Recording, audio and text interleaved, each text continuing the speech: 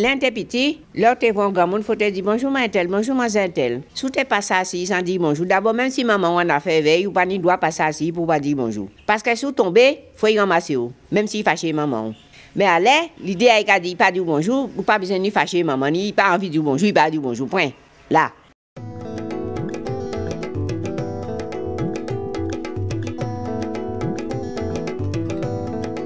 Alors le vieillissement de la population en Guadeloupe, de quoi s'agit-il? Il s'agit tout simplement du fait qu'il y a des flux migratoires, des personnes qui quittent le département, donc les jeunes qui vont se former, ne reviennent pas pour certains, ou alors reviennent à l'âge de la retraite. L'autre circuit, ce sont le circuit des personnes qui ont quitté la Guadeloupe il y a 50 ans, 40 ans, 30 ans, et qui reviennent à l'âge de la retraite. Ces deux flux-là, il faut ajouter également deux phénomènes, le taux de natalité qui a baissé considérablement. On est passé de 2,5 enfants par femme dans les années 2000 à aujourd'hui à peu près 1,9 voire beaucoup moins. Donc aujourd'hui on est à peu près à 74 ans pour les hommes et 78 ans pour les femmes. Au point qu'effectivement le département français qui sera le plus vieux à l'horizon 2030 sera le département guadeloupéen. Qu'est-ce que ça implique en urbanisme? Eh bien, ça implique effectivement la repensée de nos politiques publiques et aussi de la question des équipements, de la planification et de l'aménagement du territoire. Comment en fait on distribue l'espace entre zones naturelles, zones agricoles et zones résidentielles?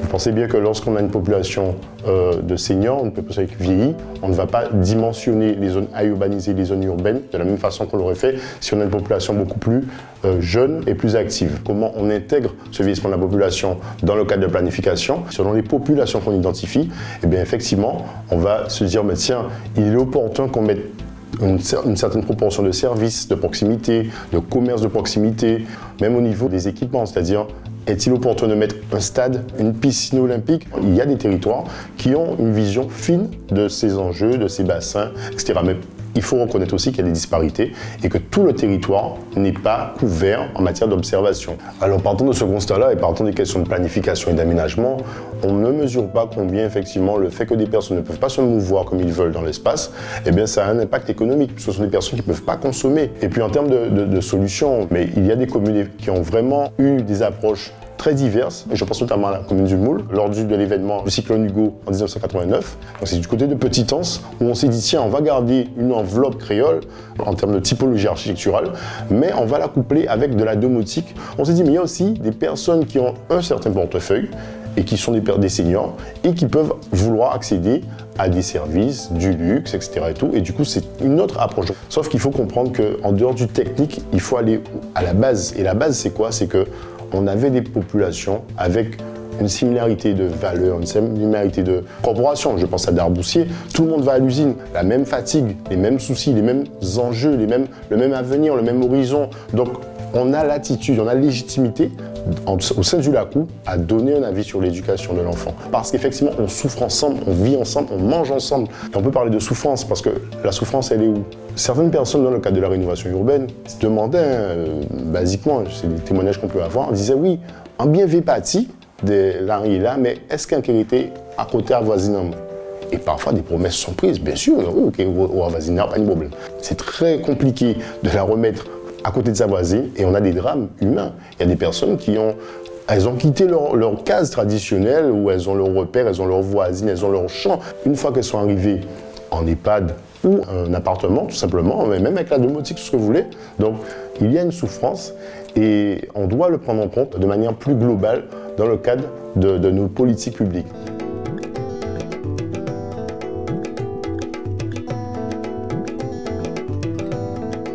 Le problème qui se pose à propos du logement des personnes âgées, c'est que la plupart, c'est-à-dire 57% globalement, elles sont propriétaires en général d'un très grand logement. Les personnes âgées, et souvent ce sont des femmes, n'ont plus forcément les moyens d'entretenir ces maisons. Il y a des aides effectivement, mais qui sont insuffisantes pour réparer et mettre à niveau des logements qui font des fois 200 mètres carrés et plus.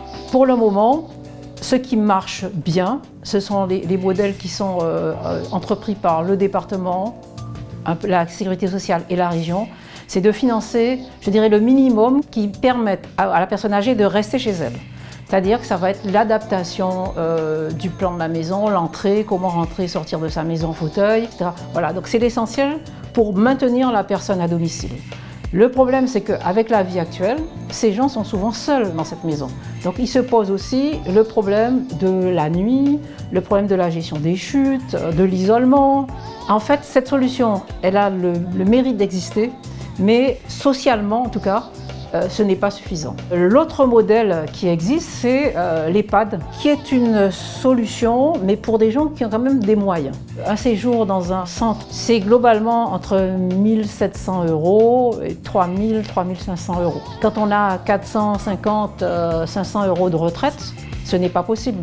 Donc l'apport complémentaire qui doit être fait par les enfants, soit il est possible, soit il n'est pas possible parce que les enfants ne sont pas forcément dans une situation plus aisée. Il y a eu en 2018-2019 un plan logement outre-mer qui est très intéressant parce que c'est globalement la première fois qu'on interrogeait largement les Outre-mer sur les problèmes qu'ils ont par rapport au logement, ceux des personnes âgées, qui avaient retenu 2 pistes.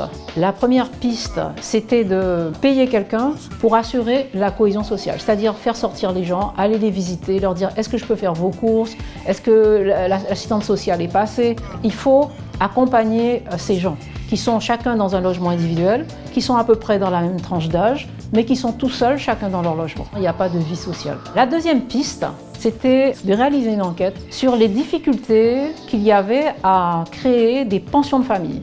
La pension de famille, c'est un très bon exemple, c'est certainement ce qu'il va falloir faire en Guadeloupe, mais l'idée du ministère, c'est d'aller un peu plus loin, c'est de trouver des porteurs de projets, privés ou publics, qui vont créer ce qu'on appelle des pensions de famille. C'est en fait de créer une forme d'habitat inclusif. Alors, qu'est-ce qu'ils entendent par inclusion?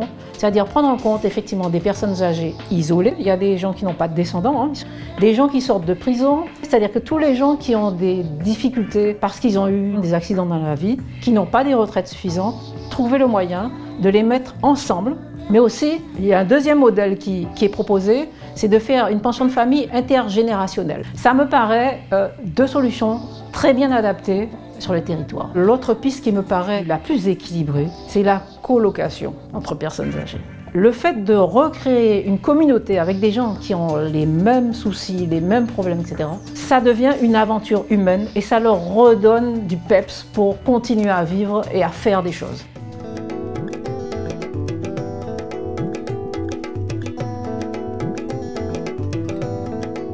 Je pense tout particulièrement qu'il est temps qu'on change un petit peu, qu'on fasse évoluer le regard que l'on porte sur ces personnes-là.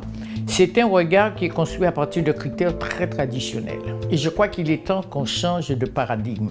Parce que les personnes qui sont aujourd'hui à la retraite, ce sont des gens qui abordent une étape de leur vie avec un récit de vie, un récit culturel.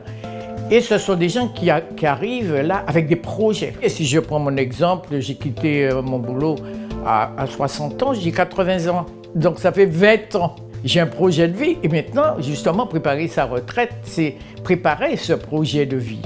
Alors qu'aujourd'hui, les gens se marient, recommencent une vie sentimentale. Et je ne sais pas si vous le savez, mais en fait, quand on regarde les chiffres de Bobigny, par exemple, on se rend compte que ce sont plus les seniors qui demandent le divorce que des jeunes. Moi, j'ai fait partie du CODEPAC, du conseil départemental, etc. On met en place des programmes. Ces programmes sont mis en place par des personnes très jeunes. Et à aucun moment, justement, on interroge les seniors sur leurs besoins. Et dans les seniors, comme vous avez dit, il y a des gens qui ont eu des responsabilités sociales, politiques, associatives, professionnelles. Vous avez des gens qui ont des revenus divers. Vous avez aussi les seniors handicapés. Vous retrouvez exactement les mêmes catégories dans cette population. Toutes ces personnes-là arrivent, je l'avais dit, avec un récit, mais avec aussi des connaissances patrimoniales énormes. Et c'est très important pour moi d'utiliser tout ce savoir-là parce que, comme dirait le proverbe africain, une personne âgée qui meurt, c'est une bibliothèque qui disparaît. Et que fait-on de tout ce savoir, surtout dans des régions comme les nôtres? Maintenir le lien social, garder son autonomie le plus longtemps possible, il faut que l'environnement réponde à ces injonctions, alors que l'environnement ne répond pas. Dernièrement, nous avons vu un grand article sur le logement social qui n'est pas adapté à la personne vieillissante. Vous avez un transport qui n'est pas au top en Guadeloupe. On habite Trois-Rivières, on veut aller voir sa bonne copine qui est hospitalisée à Bouillante, on ne peut pas. Les trottoirs des centres-villes, les gens ont peur de sortir parce qu'ils ont peur de se casser le col du fémur. Et les gens l'expriment en ce sens. Vous avez par exemple les toilettes.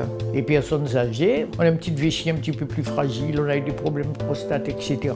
Où sont les toilettes en bonne et due forme correcte? Vous avez par exemple les banques, les services publics, je ne sais pas pourquoi, on voit de moins en moins de sièges, alors qu'il faudrait mettre un petit salon d'accueil.